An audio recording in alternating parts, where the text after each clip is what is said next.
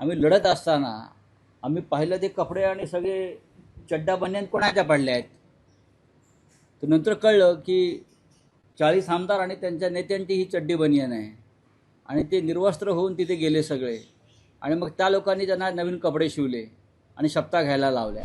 जेव्हा लढाईची वेळ येते तेव्हा कोणाला तरी पुढे करतात. तुम लढो हम कपडा संभालते अशी उद्धव ठाकरेंची भूमिका. म्हणजे कसं काय? ते असं म्हणतात की जेव्हा लढाईची वेळ येते तेव्हा कधी कोणाला लढले? तरी पुढे केलं जातं. मग एकनाथ शिंदे कधी लढले? एकनाथ शिंदे तर लढाई टाकूनच पळून गेले ना. कपडे सोडूनच गेले सगळे हे लोक. ते आणि त्यांचे 40 लोक रणांगणात आम्ही लढत असताना आम्ही पाहिलं ते कपडे आणि सगळे चड्डा बनियान कोणाच्या पडल्या आहेत. तर नंतर कळलं की 40 आमदार आणि त्यांच्या नेत्यांची ही चड्डी बनियान आहे आणि ते निर्वस्त्र होऊन तिथे गेले सगळे. आणि मग त्या लोकांनी त्यांना नवीन कपडे शिवले आणि शपथा घ्यायला लावल्या. सोडून द्यावं ह्या गोष्टी. कोणी काय लढले नाहीत. आधी बेळगावात जा. आज महाराष्ट्र दिन आहे ना, जा बेळगावात. वाट बघतायत लोक. बेळगावची लोक वाट बघतायत. लढा तिकडे जाऊन.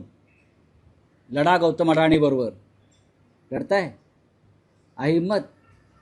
लढाई कोणाशी करायची ठरवा. योद्धा असेल तो पळत नाही कधी. हा पळपुटेपणा असेल तर तुम्ही युद्धाच्या गोष्टी करू नका. राजकारणामध्ये आमदारकी, खासदारकी, नगरसेवक हे युद्ध नाही आहे. हे लोकशाहीतले काही व्यवस्था आहे.